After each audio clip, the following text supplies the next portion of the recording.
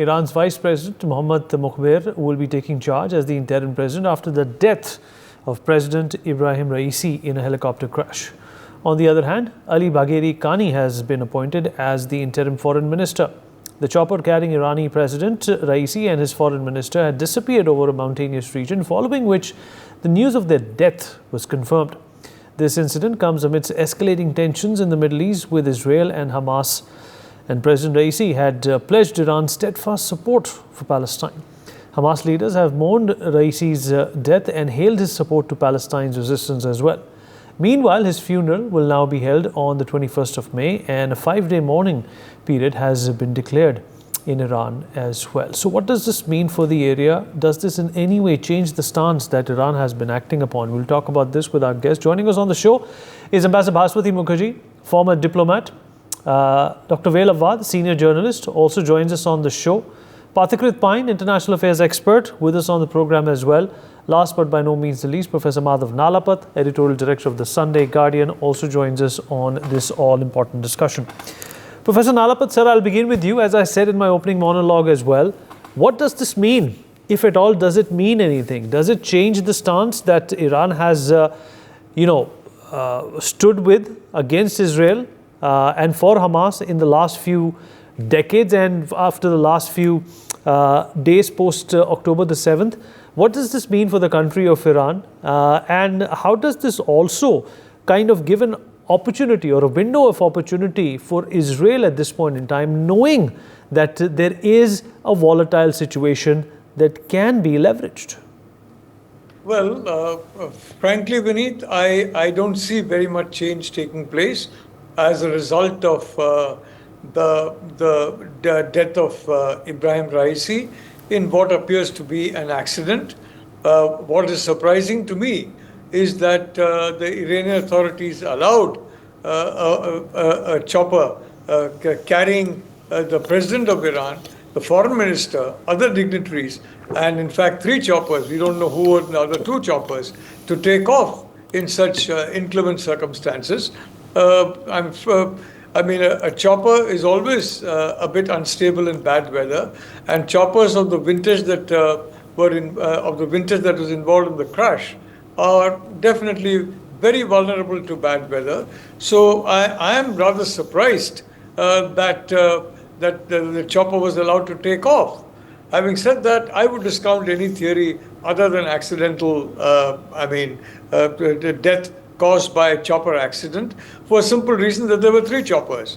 And the president could have traveled in any one of those choppers. He chose, regrettably for him, the chopper that crashed. 2 others made it to their destination safely. What I just want to say about Ebrahim Raisi is that he is well known within Iran and not very popular among significant sections of the population there, for a simple reason: he has been a very hard-line advocate of very tough measures against any group or individuals whom he sees as basically opposed in any way to the Islamic regime in Iran. He has been functioning with a very strong hand where security services were concerned for quite some time. And he is well known to have a very, very strong, have had a very strong attitude towards protesters, towards those who were, in his view, not sincere, quote unquote, to the revolution, that is to the views of Ayatollah Khomeini. And therefore, it's probably with mixed feelings that the population of Iran will regard his passing. Dr. Awad, how do you look at the situation?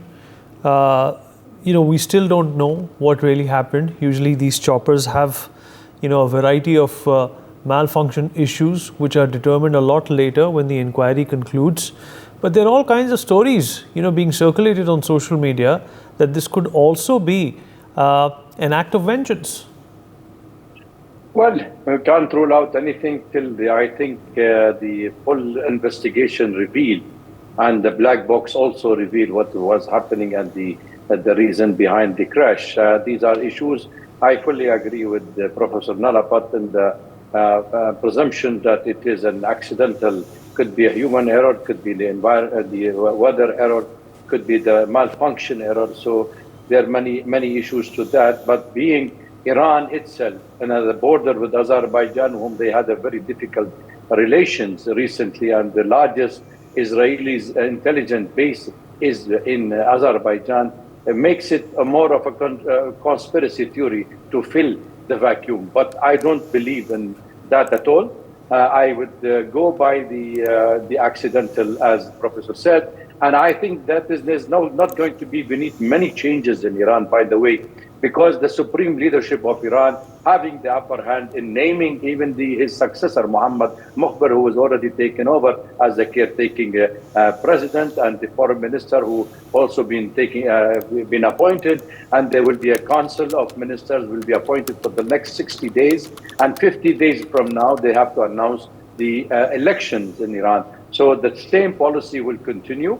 There will be little turmoil maybe internally in Iran, but overall the same policy will remain unchanged until and unless if there is a sabotage really, because such kind of attack or assassination usually, if we look at the history, chronology of attack, of killing of leaders all over the years, from Latin America to Southeast Asia to South Asia to Middle East to Africa, we all see it all, even Poland, and also Zia al-Haq, and then followed now by Raisi. It is already carried by state-run policy. It's nothing to do with the individual group who can do such kind of an act. Because if you're killing a president of a country, it has to be a state behind such kind of action. And I don't see any involvement even to European countries, because they understand the red lines. Even United States will not go to that far and do such kind of things, especially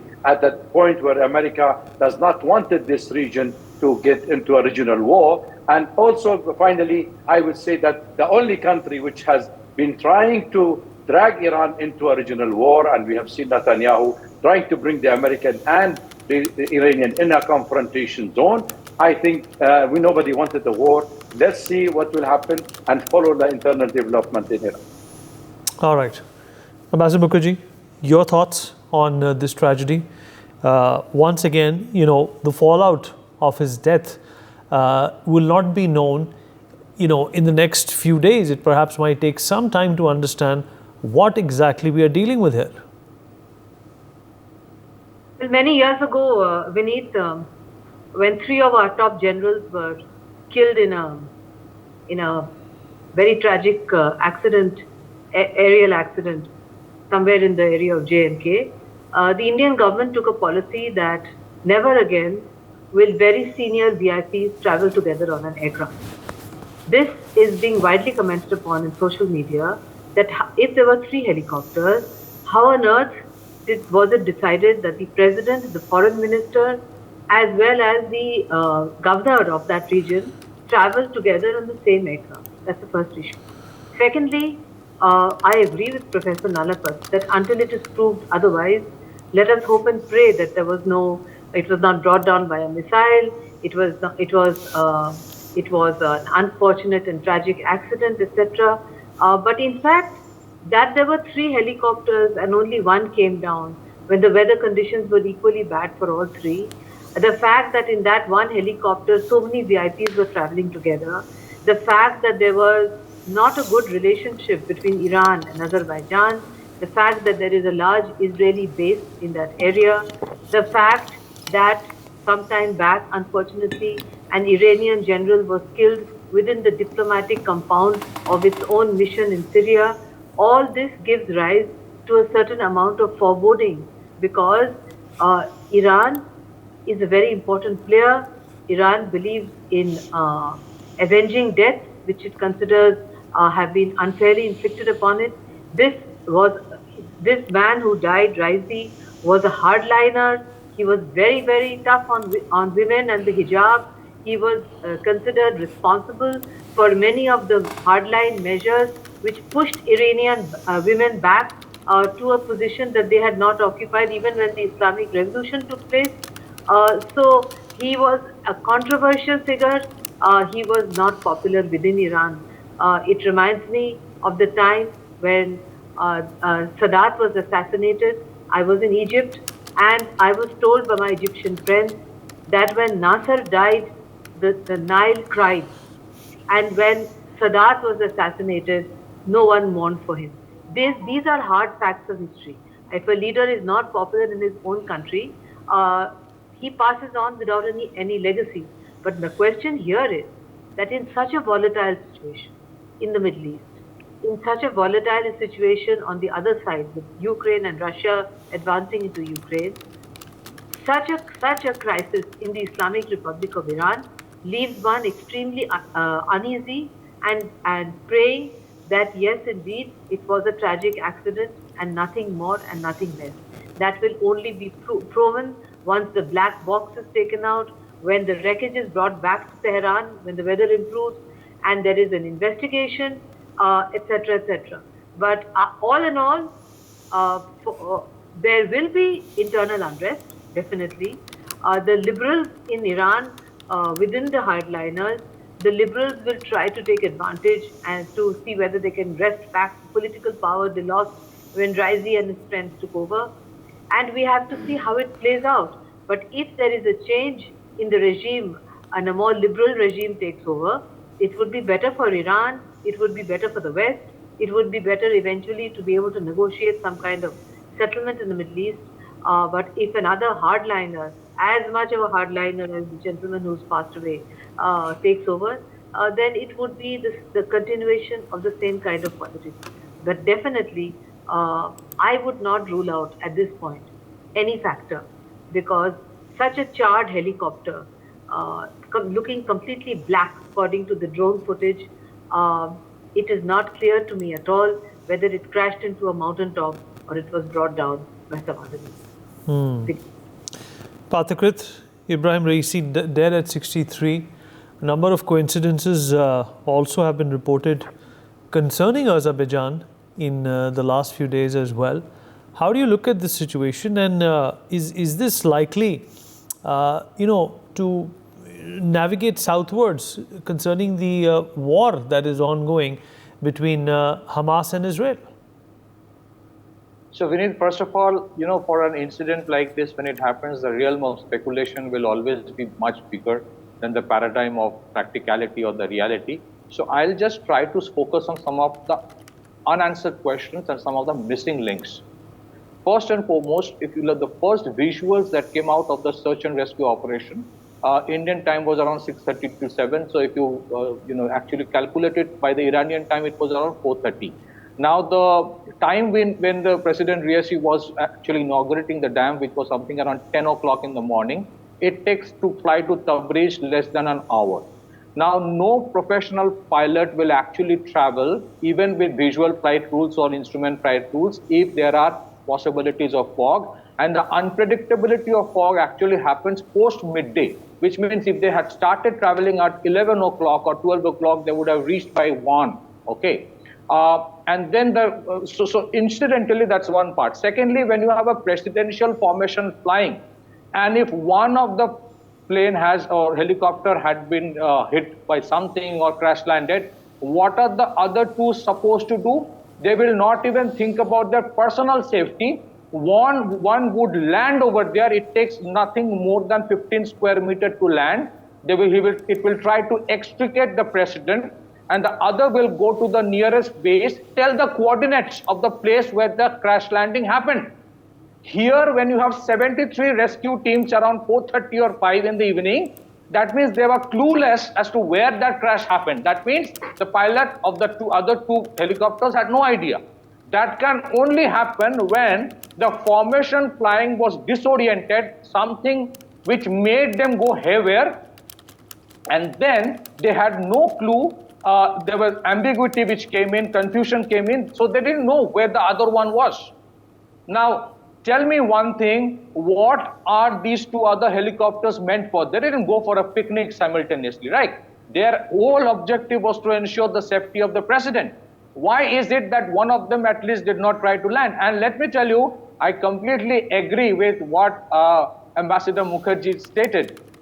When something crash lands and when something is hit, there's a huge difference in the formation of the debris. A crash landing may also char a pilot, but the realm of speculation would always be there. Whether it is internal or external, whether it is somebody else, I'm not getting into that. But when, the issue of 4 people traveling together in one, and secondly, traveling in a single engine Bell 212, in a very difficult environment, where other 2 actually in the same environment went and safely landed, I think there are a lot of unanswered questions, and I'm sure what's going to happen is this. These unanswered questions doesn't mean I'm trying to look at some kind of a conspiracy theory. The only thing is that these questions will be answered by the Iranians themselves in the next few days, and the Iranian authorities will be compelled to come up with answers. Today, they are trying to create a semblance of peace, which is fine. I would rather prefer peace than it actually escalating or triggering a third world war. The reality is this: it happened within their own airspace. It happened with their own helicopters. It happened where they actually made everybody travel in one helicopter. So they also have to be blamed. Now, when it comes to Azerbaijan, there's a history of Azerbaijan's conflict with Iran, which everyone knows. There's a history of Azerbaijan being very close to Israel, which is known. And if the Iranians had sent more than 300 missiles and loitering munitions into Israel, and if they had expected that Israel would retaliate in the same way, then I think they were, I don't think the Iranians are so juvenile. So going by the precedent of the way things have always happened in Middle East, without getting into it in the realm of speculation, what Ambassador Mukherjee stated, I completely agree. There are a lot of missing links, unanswered questions. Nothing can be ruled out. I am not blaming anybody. It can be anything. I am not even questioning it, saying that it's a sabotage or a missile hit. But let me tell you one last thing, and this is something very technical. When you have an air defense system which is used to bring down a helicopter, it would have a radar signature. That radar signature would not be there when you have a small team entering using a shoulder launched surface-to-air missile, especially when a helicopter is flying already very low. Okay, so which means that there are things, probably even the Iranian government also is aware, because if the other 2 helicopters flew away, they must have radio conveyed something, that because of which that such a large rescue team was created by 4:30 to go and search where exactly that happened. So maybe in the next few days, either things will become normalized or it will give rise to something else. When it comes to within Iran, I think succession is not going to be so easy. Within Iran, whilst a section will be very sad, I think another section will not be so sad. So while we have focused so much on the Israel-Iranian dynamics of conflicts, the internal aspect of conflicts within many of these Islamist countries within Middle East cannot be ignored, but we have ignored for a long time. What happens, we don't know. But I think it is important for all of us, especially India, to see that there is normalization of relation between Iran and other countries and within Iran as well. Because if the price of oil escalates, which is already very high, it impacts countries like us than anyone else. It impacts us more. So for a country like India, we have tried our best, and we are trying as a country to ensure good relation with both Israeli and the Sunni Arab blocs, as well as with the Iranians. The rest probably is not in our hand. We see what happens. We have to wait for that. All right. We take concluding thoughts from all our guests, starting with Professor Nalapat. Look, Vineet, the fact of the matter is that Ebrahim Raisi was a very hardline conservative, and there have been very unflattering descriptions of him. For example, as the butcher of Tehran, for the role he played in quelling riots in the capital of Iran in the past.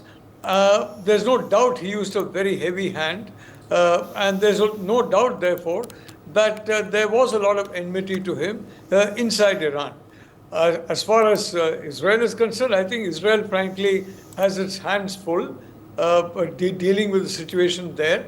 And I'm not sure that too many people in Israel, you may have 1 or 2 hotheads in the government, but overall, I don't think security services in Israel or even the military in Israel would at all be very keen on ensuring that Iran get sufficiently provoked to enter more directly into the conflict than it already has via Hezbollah. So, having said all that, let me point out, Ebrahim Raisi was actually the #1 contender for the post of supreme leader once Ayatollah Khamenei, for whatever reasons, that position became vacant. Now, Ebrahim Raisi is an extreme hardliner, but he was in line to succeed the supreme leader. So if you're talking about that kind of thing, then the reality is that now that particular succession is now more or less wide open. And there are many other individuals now who feel they may have a chance, whereas in the past, Raisi was far and away the favorite. I mean, there has been talk of even Khamenei's son succeeding him. I don't think that's going to happen. Iran is not going to be that kind of country where you have sons succeeding the fathers in this kind of a role. But certainly, Raisi was far and away the front runner, and it was seen that the promotion to president was basically to groom him for the supreme leader's role. So that the post of supreme leader is now very much in play for a simple reason that Ayatollah Ali Khamenei is about 86 years old, and in a matter of some time there will be a new supreme leader. So that jockeying, I'm certain, will be there. As for the jockeying regarding the replacement of the president and the foreign minister, in my view, that's going to be a smooth process, because the supreme leader, Khamenei, and his group will decide all that. It's not going to be decided by the Majlis, by the parliament. It's going to be decided by a handful of individuals led by the supreme leader. All right. Dr. Awad, quickly please, 10 seconds to each one of our guests, then we conclude with Ambassador Mukherjee and Pathakrit. Well, it is an unfortunate incident that the president of a country has been died in such a manner, and let's see the investigation. If during our lifetime, we'll find out if there was any involvement of any state involvement, the blueprint will come out, or if the investigation will lead us to anywhere. Having said that, I would say the current situation in Iran would continue to remain the same.